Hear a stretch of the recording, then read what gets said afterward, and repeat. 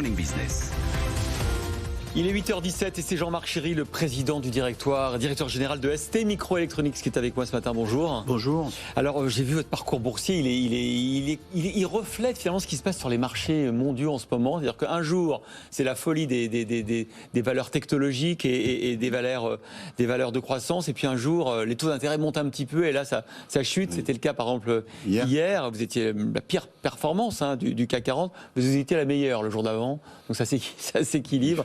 Ce yo-yo des marchés financiers sur le cours, cette inquiétude sur les valeurs de la tech, ça vous inquiète à terme ou pas ? Non, parce que on sait que depuis le mois d'octobre, on est rentré dans une période de volatilité importante. Donc où ça peut vite varier d'un côté ou de l'autre. Bon, ce qui est plutôt important pour nous, c'est de regarder comment on se performe vis-à-vis de nos pairs. Et puis après, ce qui est encore le plus important, c'est d'augmenter régulièrement la valeur fondamentale de la société, qui de toute façon, sur le long terme, elle décide du cours de l'action. Et d'augmenter, par exemple, vos performances en termes de croissance du chiffre d'affaires. Vous êtes 2 ans en avance quasiment là maintenant. Oui, tout à fait. 2 ans en avance parce que, en fait, les conditions de marché du semi-conducteur que l'on, affronte aujourd'hui. Bah oui, parce que là, on a vu la flambée de la demande, parce que, évidemment, avec le télétravail notamment, le besoin d'informatique partout, de réseaux, de digitalisation. C'est une des raisons, mais c'est pas celle qui a créé ce sentiment de pénurie. Ce qui a créé le sentiment de pénurie qui est arrivé donc depuis la fin du 3e trimestre de l'année dernière, c'est la croissance du marché automobile et ensuite du marché industriel dans le monde occidental. La croissance du marché ou l'absence d'anticipation de la part des constructeurs qui, quand ils ont vu la crise, ont annulé leurs commandes et qui se sont réveillés parfois un peu tard, non ? Non, mais vous savez, tout le monde est responsable sur cette histoire.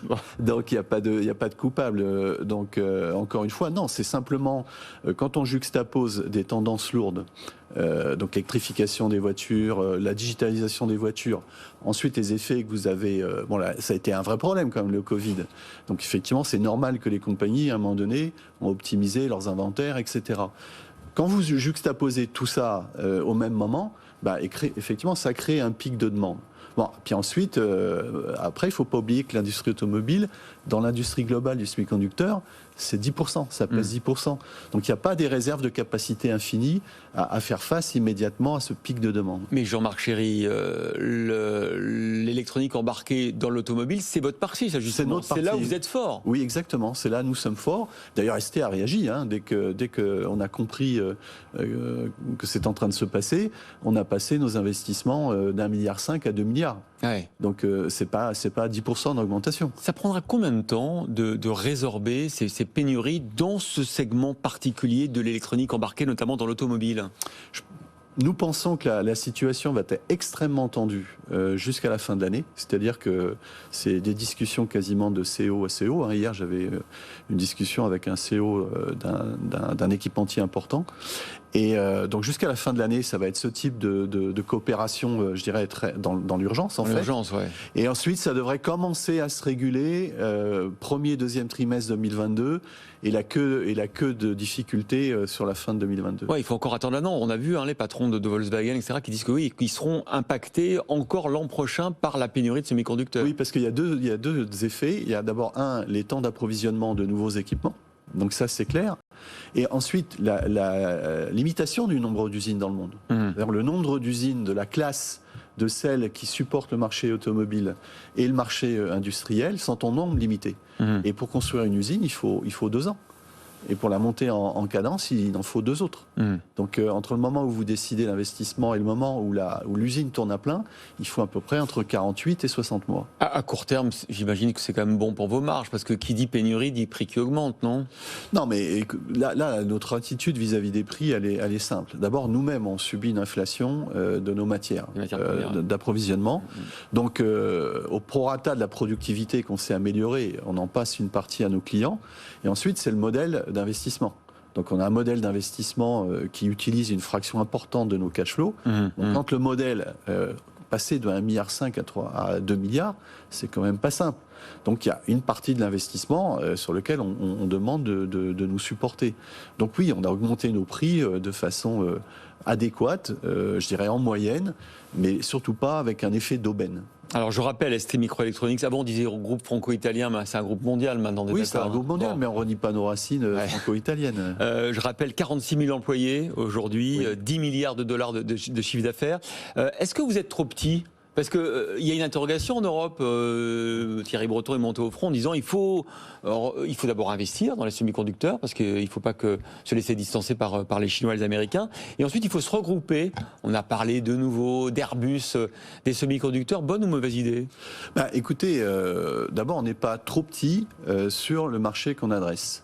On a une stratégie. C'est celui dont on parlait, c'est l'automobile par exemple. Le marché qu'on adresse, c'est 200 milliards de dollars annuels, c'est à peu près la moitié du marché total. Ouais. Donc sur ce marché qu'on adresse, on a quasiment 6% de... Donc c'est quoi ? C'est l'auto ? C'est l'automobile, le secteur industriel, de façon majoritaire, et on adresse une partie du marché de l'électronique grand public, mais sur des applications bien spécifiques. Et là-dessus, vous dites, on a la bonne taille ? Oui, on a la bonne taille, et surtout, on a les opportunités de croissance organique pour pouvoir, je dirais, continuer à croître. Parce que n'oubliez jamais, toutes ces sociétés listées qui mergent, qui s'assemblent, etc. Il y a toujours deux choses. La chose qu'on regarde positive et la chose qu'on ne veut pas voir négative pour payer l'acquisition ou le merge. C'est ce qu'on appelle les synergies, qui sont équivalentes à des destructions d'emplois. Oui.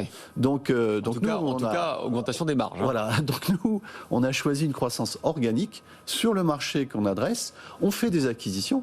Donc l'année dernière, on a acquis sur les 2-3 dernières années à peu près 300 millions de dollars de petites sociétés qui ont de la valeur ajoutée, qu'on intègre dans notre groupe pour croître. Donc vous nous dites, quand l'Europe s'inquiète sur les semi-conducteurs, elle ne s'inquiète pas sur ces marchés-là, elle s'inquiète du marché, par exemple de l'ordinateur, des téléphones portables, de toute l'électronique grand public, où là, on est complètement à la rue, pardon de l'expression, mais face à TSMC ou face à Intel, on n'est pas dans la course. Oui, mais là, de quoi parle-t-on ? On parle de 30 ans ou 40 ans, je dirais, d'histoire de l'industrie électronique. Et effectivement, oui, je vous confirme, toute cette branche de l'électronique autonome, c'est-à-dire ce que vous avez nommé comme produit, quand on regarde le panorama concurrentiel, oui, c'est très simple à voir. La valeur de la chaîne, c'est américain, donc des gens qui conçoivent des produits principalement et qui les font fabriquer à Taïwan ou en Corée. Bon, donc ça, c'est l'électronique, cette électronique-là. Les barrières à l'entrée maintenant pour rentrer dans cette partie-là sont énormes. Les montants d'investissement, les montants de recherche et développement sont énormes. Donc ça veut dire, Jean-Marc Chéry, que là, l'Europe va dépenser des milliards en pure perte ? Non, mais je ne sais pas si elle va dépenser. Elle y travaille. Elle y travaille et dépense en pure perte, on est d'accord. Non, mais d'abord, à laquelle je veux revenir, c'est, je crois, qu'est-ce qui est important à la fin de tout ça ? C'est l'intérêt commun. Donc je pense qu'il y a tous les acteurs en Europe, le commissaire Thierry Breton et les acteurs, on a en commun de vouloir développer l'Europe en termes d'industrie. Donc que la production industrielle de biens augmente. Mais vous, par contre, vous dire sur ce marché-là, vous dites non merci, ça ne m'intéresse pas. Non, mais non. Il faut quand même respecter les gouvernances d'entreprise. Ça existe quand même une gouvernance d'entreprise. C'est-à-dire qu'il y a une stratégie, il y a une proposition de valeur, une stratégie qui a été proposée par un directeur général à son conseil de surveillance et qui est communiquée tous les trimestres aux investisseurs. Et cette stratégie-là, depuis 10 ans, elle dit je ne ferai pas du 2 nanomètres. Donc du jour au lendemain, vous croyez que je vais arriver en disant tiens, vous savez quoi, surprise, je vais faire du 2 nanomètres. Ça serait le 2 nanomètres, je rappelle, c'est la technologie annoncée notamment par IBM, par Intel ou par IBM. Non, c'est IBM. IBM ce week-end. Ils ont fait marcher un produit dans un laboratoire. Maintenant, pour développer la technologie, il reste à faire 98% de l'effort. 90% de l'effort avant que ça devienne une technologie de production. Et est-ce que c'est grave, alors on parle entre citoyens, est-ce que c'est grave selon vous, effectivement, que cette partie de la chaîne de valeur, les semi-conducteurs dans les produits grand public, nous échappent complètement ? Mais encore une fois, et sincèrement, c'est pas que je veux évacuer la réponse.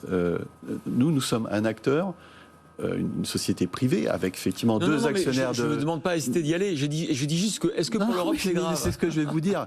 ST, on n'a pas à se prononcer sur le fait que ça soit grave ou pas grave. Je dirais, il y a une volonté politique et stratégique. On la salue. Maintenant, on s'est exprimé vis-à-vis de ça en disant, écoutez, ça ne fait pas partie de notre stratégie. Donc on n'a pas à juger les initiatives publiques. Je veux dire, chacun a sa place. au même titre qu'on n'a pas à s'insérer dans la gouvernance d'une entreprise. Donc c'est aussi simple que ça. Chacun chez soi, les vaches seront bien gardées. Oui, c'est l'expression du monde rural. Vous avez 11 sites de production dans le monde aujourd'hui. Oui. Où est-ce que c'est le plus facile, le moins cher de produire aujourd'hui ? C'est pas la question. Non ? Non, c'est pas la question. La question, c'est la compétence des personnes. Parce qu'en foi, c'est une industrie très compliquée où à la fin, ce qui fait la valeur, c'est le contenu. Et donc vous, dans vos usines européennes, vous avez les compétences qu'il faut ? On a les compétences qu'il faut.